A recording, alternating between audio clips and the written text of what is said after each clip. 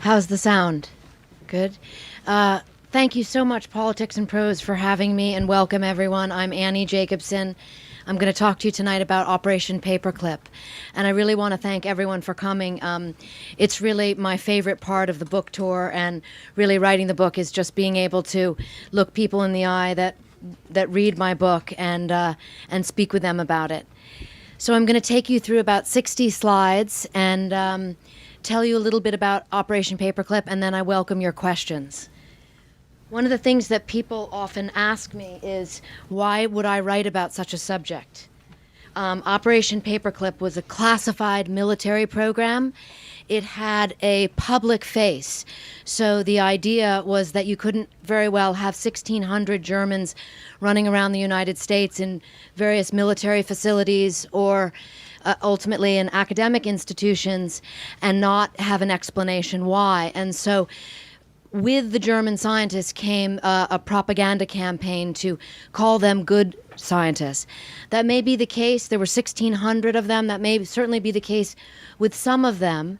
And I've actually had people at every one of my book readings so far who had a father or an uncle that was part of Paperclip. But what I will tell you is the men that I focused on had very dark pasts, and I'm going to tell you a little bit about that. So how did I report the story? I was originally working on this book, my first book, Area 51, when I came across these two aircraft designers, and they were the Horton brothers. They designed this aircraft, the Horton All-Wing 5, and you can see it looks remarkably like the B-2 stealth bomber. And when I first saw those two images next to one another, I suddenly realized, without very much more explanation, how much technology we in fact got from the Reich, and I wanted to know more. What I learned was that while the Horton brothers were overlooked for Paperclip, their boss was not. This is their boss. This is Colonel Siegfried Kneemeyer.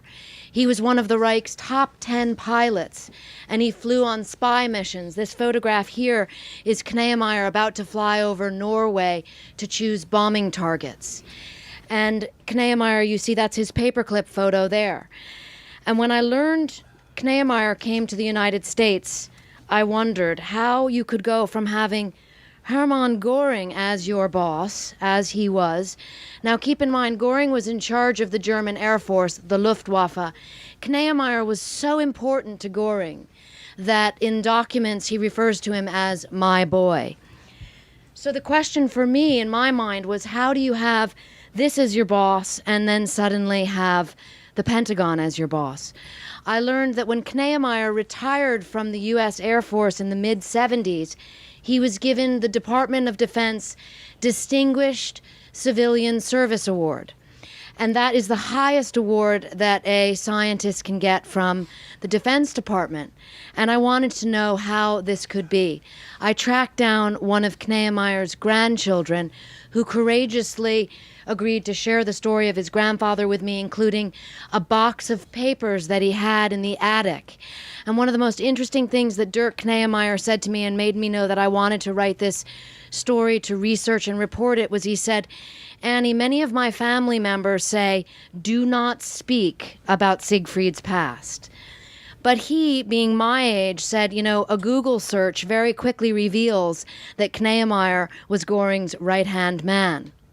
And he said he would rather know the truth about his grandfather than not know it. And so that was one example of a seed planted that I knew there is more to be learned about Operation Paperclip. I'm going to take you back briefly to the fall of 1944. This is Germany there in dark blue, and of course the Allies have landed at Normandy. They're going at Germany this way, the Soviets are coming this way, and immersed inside the army soldiers are a group of scientists led by a particle physicist named Samuel Goudsmit. And that operation was sort of the precursor to Paperclip. It was called Operation Alsace. Samuel Goudsmit and his team have one mission. That is to find out about what was known as ABC weapons: atomic, biological, and chemical. they find out very quickly that Hitler's atomic program is not what that we had feared. That was lucky for us, but as Hitler told his war and weapons minister, Albert Speer, nuclear science is Jewish science. This is what Hitler said, and therefore that atomic program had not progressed the same way that the biological and chemical weapons had.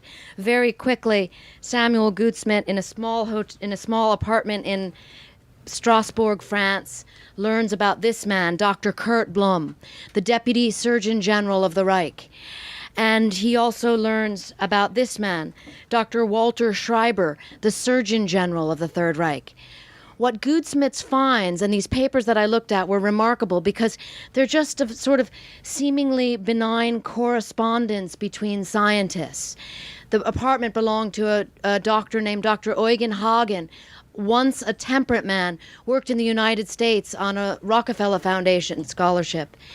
And Hagen was writing to Himmler and saying, of the 100 prisoners you sent me, a group of them died in transport. Please send more. And this is a terrifying moment for Operation Alsace because they realize that the Reich is experimenting on humans from the concentration camps to push medical science in a manner that cannot be pushed if you're experimenting on rabbits and guinea pigs. So Dr. Blum and Dr. Schreiber are now on the top of the target list for Operation Alsace and ultimately Paperclip.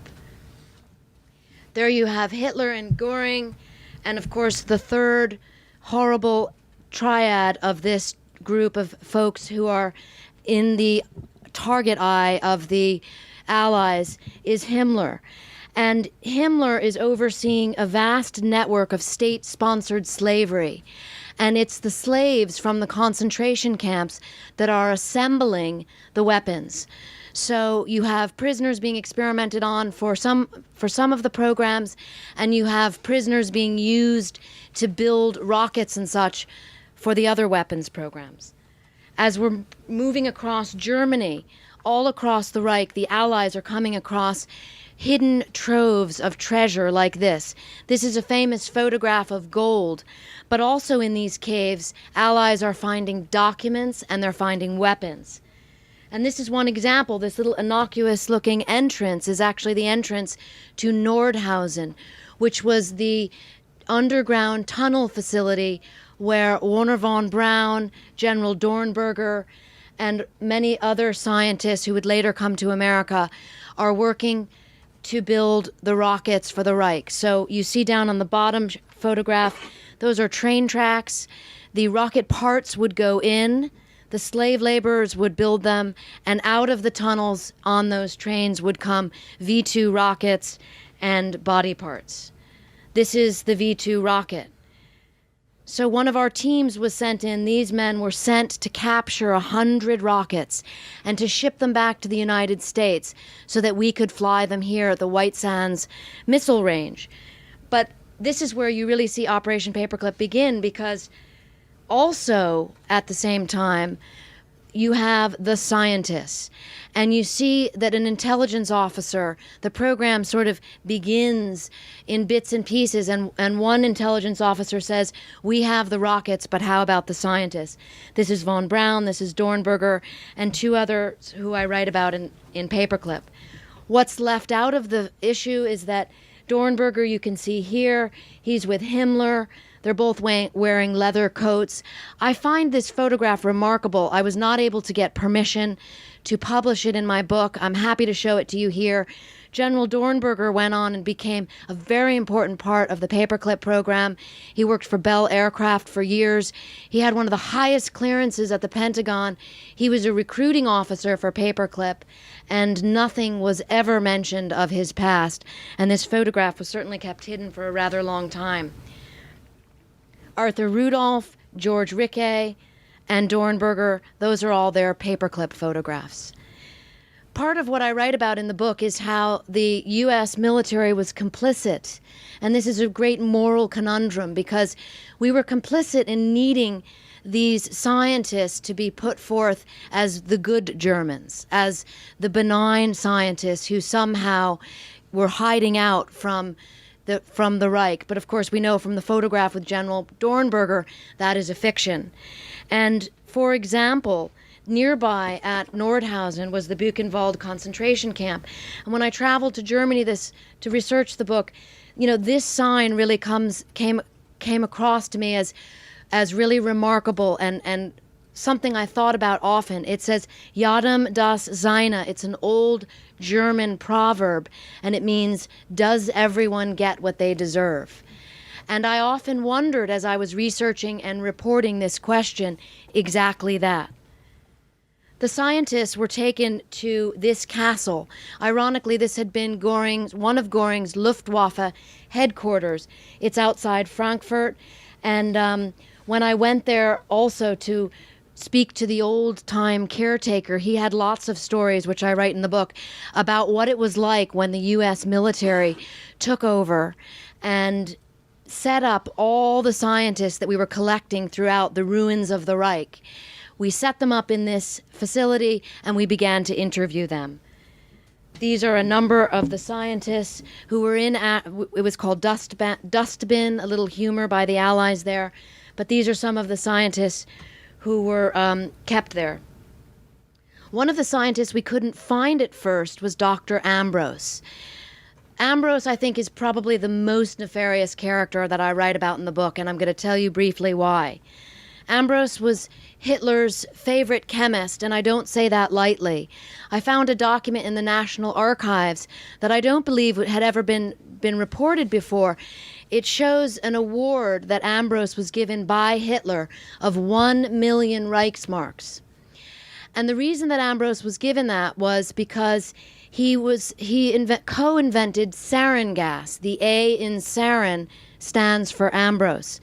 But he also invented synthetic rubber for the Reich. And this was a very big deal to Hitler. Tanks need treads, aircraft need tires. Hitler knew the Reich was running out of rubber.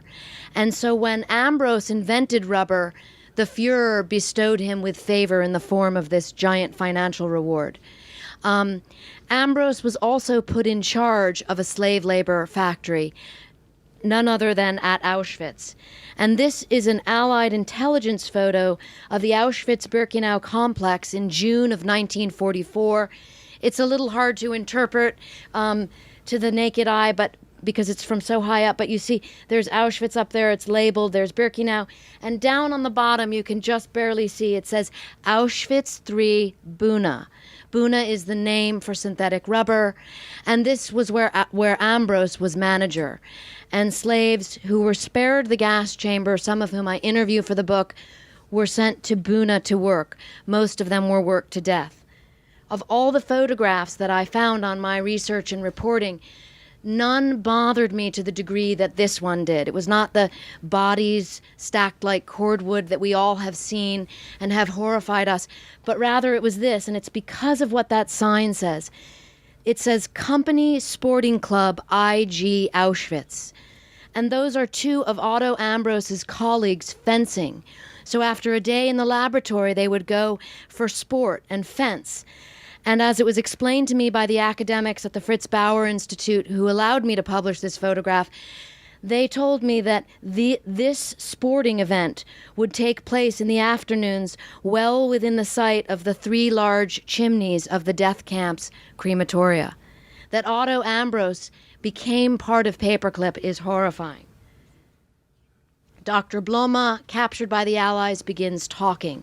He's the first high-ranking member of the Third Reich, also close to Hitler. He wore the golden party badge, which means he had favor from the Fuhrer.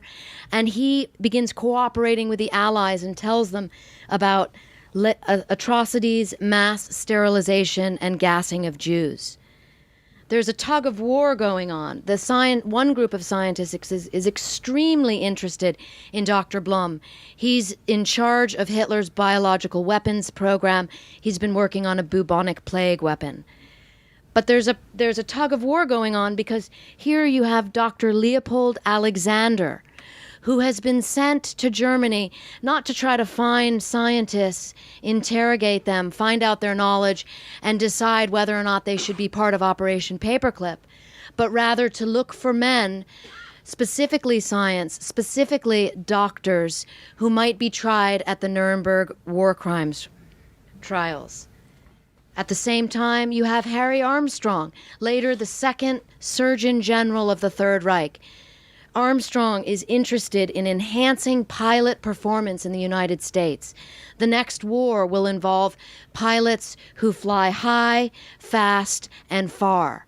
And the Reich, Harry Armstrong knows, is far advanced in pilot physiology at this point than the U.S. Army Air Forces, and he wants those German doctors. He teams up with Dr. Hubertus Strughold, known as the father of space medicine. We'll talk about Strughold a little bit later on. Strughold was the top man in Luftwaffe medicine. When I was doing an interview recently, someone said, well, could people that were this high up not have known? And the best analogy I can give you is imagine being a hedge fund manager today and trying to say that you're not interested in capitalism. If you were to rise to the top of your field in the Third Reich, you had knowledge of things and you had a commitment to an ideology that is almost impossible, in my estimation, to say that you didn't know. Nevertheless, Harry Armstrong and Hubertus Strughold create a partnership in Germany, and they hire these men. This photograph, never published before. Richard Kuhn is in the center, a very famous Nobel Prize-winning chemist, and many other scientists who would come to the United States as part of Operation Paperclip to work in Texas. But before that happened, there was a knock on the door in the institute where they were all set up to work in Germany before their passage to the United States could be arranged. And that was from, as I told you, Dr. Leopold Alexander. He wanted these three for war crimes, as he wanted Dr. Theodore Benziger. Dr. Theodore Benziger, when I read about his obituary in the New York Times, published in 1999, when Benziger was 94, the New York Times lauded his long career for the U.S. Navy as a doctor. It talked about how he invented the ear thermometer, but it left out entirely that Dr. Theodore Benziger was part of a small group of doctors that worked with Himmler. And when Himmler would show films of medical murder experiments at the Reich Air Ministry, he had Dr. Theodore Benziger do the introductions. So this kind of whitewashing I found astonishing. And even more troubling, when I looked deep into the Nuremberg files, I found out that Dr. Theodore Benziger was on the initial list to be tried at the doctor's trial. And yet, mysteriously, just 3 weeks before trial, he was released into custody of Harry Armstrong of the U.S. Army Air Forces, and he was on his way to the United States. Part of Dr. Alexander's role was to find witnesses, to find the few survivors of those horrific concentration camp medical experiments and put them on trial. So we had the doctor's trial. There you see Dr. Bloma in the center. He would be acquitted and he would later become part of Paperclip. And there you see Dr. Alexander with a witness who comes into the story later at the Nuremberg doctor's trial. This is one of the doctors. Someone once asked me, did any of the doctors know each other? And they absolutely did. Dr. Alexander, part of the reason why he was chosen to be the chief medical expert for the Nuremberg trials was that he had grown up in Vienna and he left when the Nazis took power. So he was a fluent German speaker, and he was astonished to figure out at the doctor's trial that he was in the same medical class with Dr. Biegelbach. Karl Hollenrainer, one of the few survivors of those experiments. I tell this story in the book, but there's so many moments that I came across that are just lost to history. I couldn't believe that I had never heard of them, and they seemed to not have been written about anywhere. Karl Hollenrainer was the subject of the saltwater experiments, and I won't give you the details because they're gruesome. You can read some of them in the book. But Hollenrainer was so outraged at Biegelbach, who had performed those experiments on him. He came into the Nuremberg trials with a dagger hidden in his pocket. And while he was on the witness stand, he leapt off the stand and he tried to stab Biegelbach. And one of the Nuremberg judges was so upset with him because he said, "We are here to show what democracy is all about," that he sent poor Karl Hollenreiner back into the prison with the Nazi doctors. Dr. Walter Schreiber, hold that thought. He was absent from the doctor's trial. He'd been captured by the Soviets. Jumping over to another program briefly and quickly, some of the men who worked for the U.S. Army really felt that this program was terrible, and they didn't want to be working with Nazi potential war criminals. But there was also a Soviet threat, and they felt that it was perhaps the lesser of two evils. Other Army officers really seemed to like these scientists with full knowledge of how complicit they had been in war crimes, and that was very disturbing. General Lukes here was one of them. There he is holding an incendiary bomb. And there he is. I found this actually in General Lukes' personal papers at the U.S. Army Heritage Institute in upstate Pennsylvania. And I'm going to speak for a second about reporting the story and how stories like this get reported. There's sort of an idea that you just file a Freedom of Information Act and magically all these documents appear. And that's, of course, not the case. I often think of myself a bit like a detective, and that you have to really find your way to the story. But when I saw this photograph of General Lukes seeming to enjoy himself at a cocktail party with Hitler's chemists, I decided to track down Lukes' personal papers, which I found at the History Institute. And that's where I found out, I'm going to jump forward, I found General Lukes' diaries. And this is that incredible human element of it all, where, you know, I keep a diary, maybe lots of you do, and you sort of write like things maybe you're not supposed to write. And General Lukes wrote, you know, attended a conference with Dr. Schieber, classified matters. And all along, the Department of Defense had been telling me that Schieber had never been part of Paperclip. That's Schieber. He was SS Brigade Führer. He served on Reichsführer SS Himmler's personal staff. He worked on concentration camps experiments. He was a chemist. There he is wearing the golden party badge I told you about. That means he had favor from the Führer. But the reason that Schieber was never known to be part of Paperclip was because he was later hired by the CIA, and they were able to put a different classification on his papers. So up until this point, Schieber's participation in this program was not known. His courageous family members in Germany also gave me some very interesting information, which I report in the book. But just to show you how high up Schieber was and why it was necessary to keep him a very big secret. There he is. I couldn't get permission to publish this photograph. I'm happy to show it to you here. There he is shaking hands with Hitler in the forest. But ultimately, I was able, through that sort of detective work and finding out about Dr. Schieber's participation in Paperclip, and I was able to get that list, and there it is. That's the official list of all the high-ranking chemical weapons experts on Hitler's roster who ended up working as part of Paperclip. And just a fascinating photograph of Schieber that his family shared with me, and that's when he was working for the CIA. So people often ask, how could this have happened? And this is why. You know, there was a very real threat, and that was the Soviet Union. And the threat was thermonuclear war.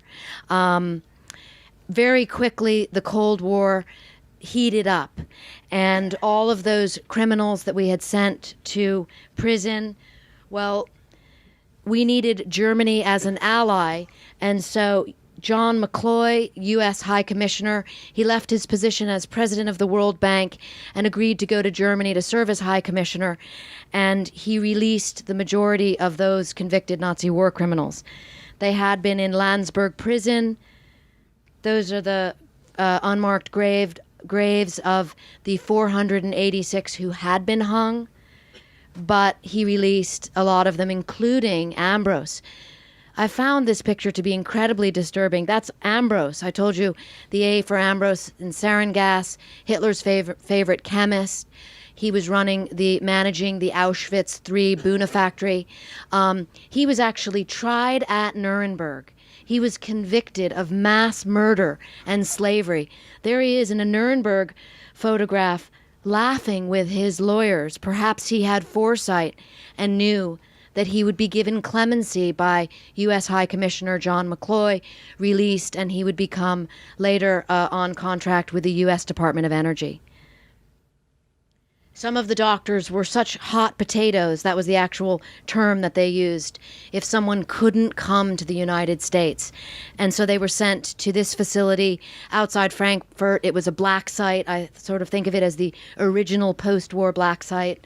And that is where we worked on enhanced interrogation techniques with Soviet bloc prisoners. Ultimately, this program would become known as the infamous MK Ultra program, but it began here much earlier than thought. And lo and behold, who were the two physicians at Camp King? Dr. Schreiber, released from the Russians. Many thought he was a Soviet mole. And Dr. Kurt Blome.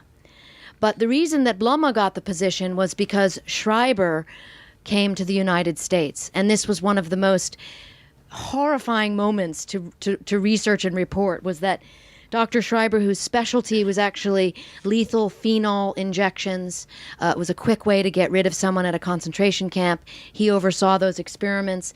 We knew it. We couldn't prosecute him at Nuremberg because he was in the Soviet Union, and he actually was a witness for the Soviet Union at the Nuremberg trials. But now he was on the American team, and he was sent to America, to this place, the U.S. Air Force School of Aviation Medicine at Randolph Field.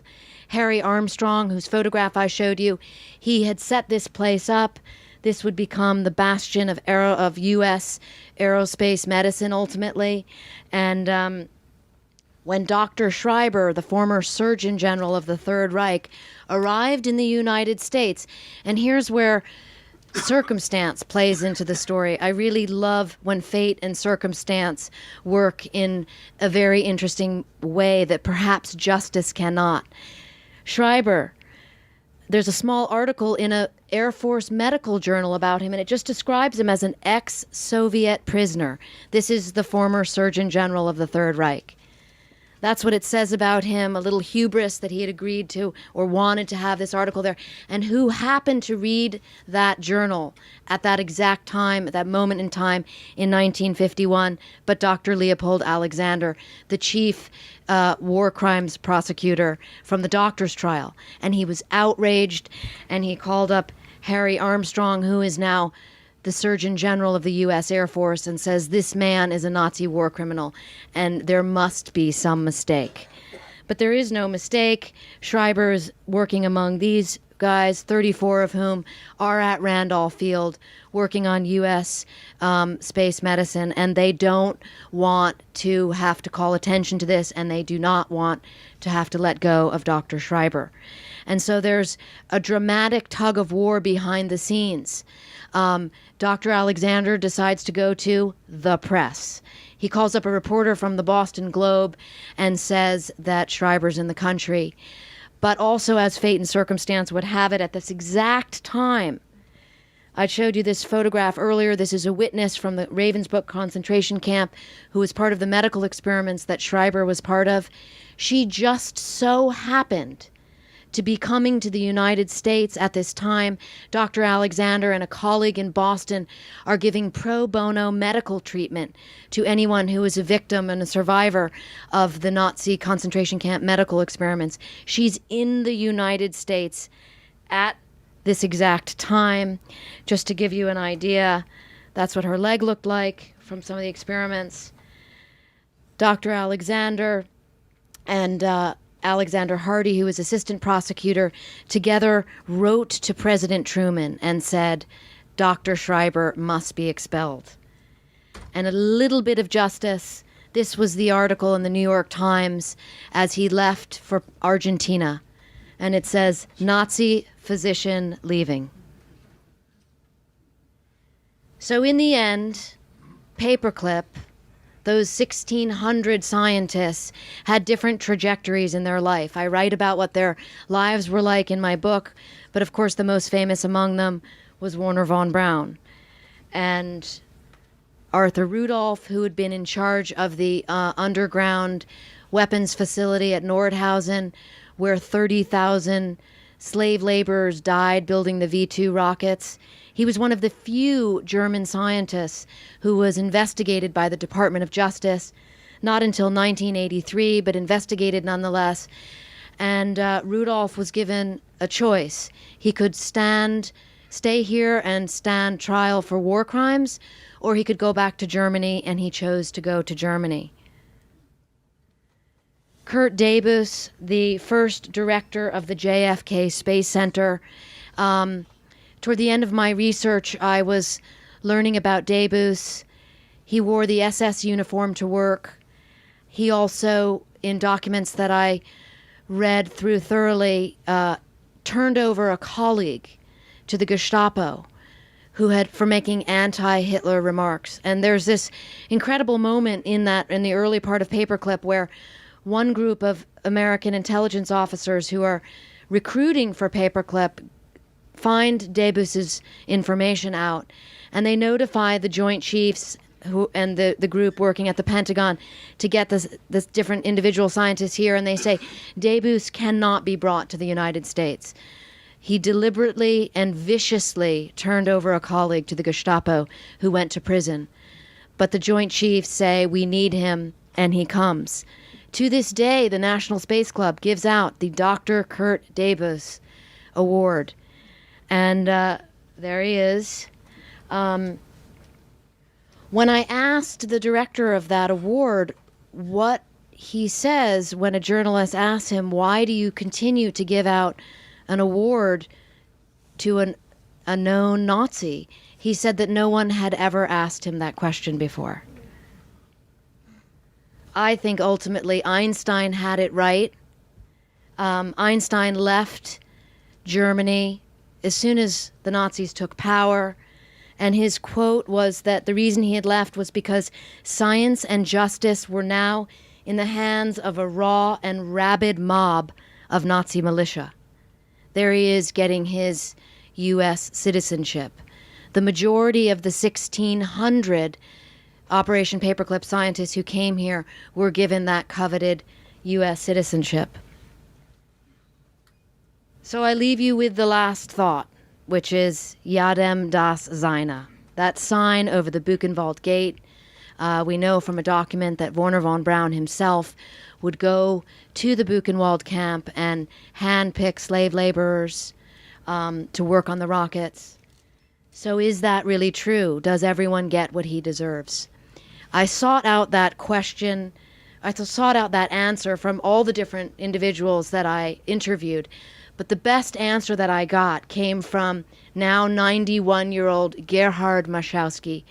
And as a teenager, he was spared the gas chamber at Auschwitz because he could work. He became a slave laborer at Buna, at that factory that Otto Ambros ran. And I said, Gerhard, is it true, and what lasts? And he smiled, and he pulled back the sleeve of his arm, and he showed me that blue ink Auschwitz tattoo. And he said, this is what matters. This lasts, and it's a record of the truth. I want to thank you all for coming tonight, and I welcome your questions.